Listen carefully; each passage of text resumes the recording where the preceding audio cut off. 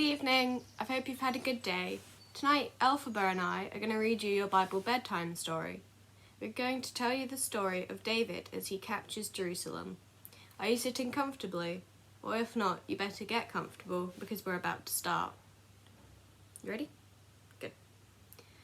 After the death of King Saul and Jonathan in battle, David was the first person to be anointed king of Judah, then king of all of the tribes of Israel.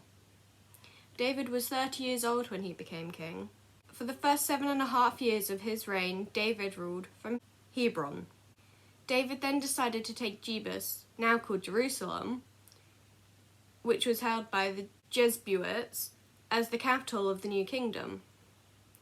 Jerusalem, on Mount Zion, had a fortress that was so well defended the Jebusites boasted, "You'll never get in here. Even the blind and the lame can ward you off." Nevertheless, David captured the fortress of Zion and made Jerusalem the city of David. He started developing the land around the fortress, and the Lord was with him in all that he did. Hiram, the king of Tyre, sent envoys to David along with cedar logs and carpenters and stonesmen. They built a palace for David, and David knew that God has established his kingdom and wanted to make Jerusalem a place to worship too. Do you remember me telling you about the Ark of the Covenant that had the beautiful golden box that held the tablets with the 10 Commandments on? Well, this had been in the house of Abinadab at Kiriath-Jearim for the last 92 years. David wanted to bring it to Jerusalem and put in a new tabernacle he had built. A tabernacle is kind of a spiritual tent. The whole of Israel assembled at Kiriath-Jearim, and the Ark of God was put on a new cart with Uzzah and Ahio guiding it. They did not think it was important to obey God's instructions. The instructions were that the Ark was only to be moved by the Levites. David and the Israelites were celebrating with their might before God. They celebrated with songs and harps, lyres, tambourines, cymbals, and trumpets. It must have been very loud with all of those instruments.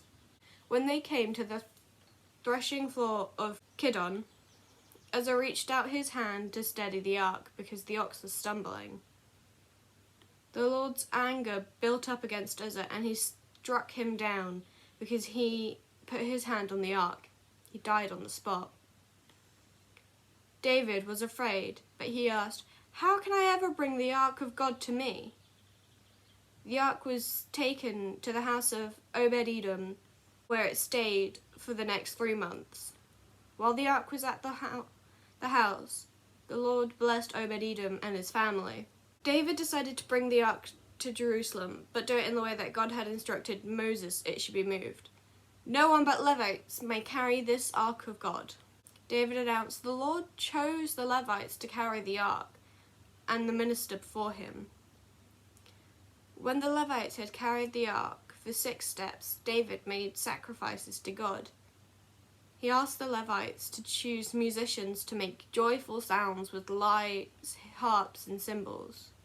The musicians were led by Heman, Asper, and Ethan. The Levites were clothed in a fine white linen, as was David.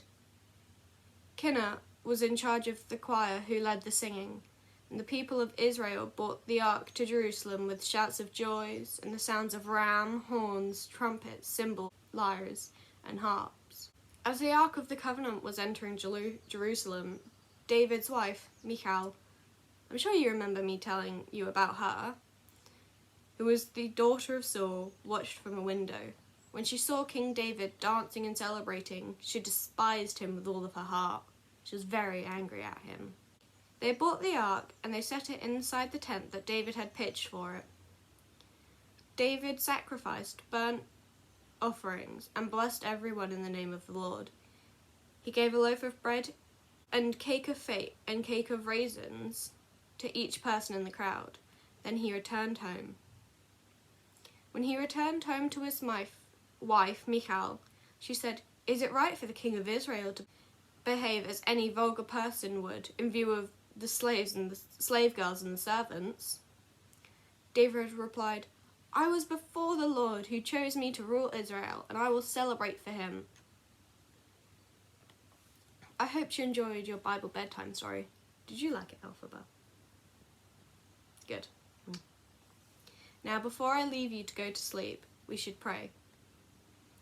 Dear God, may the light of 1,000 stars shine upon everyone. May the love of 1,000 angels now surround everyone. And may the trial of today be far behind everyone. And may the deepest, sweetest sleep find everyone. Goodbye.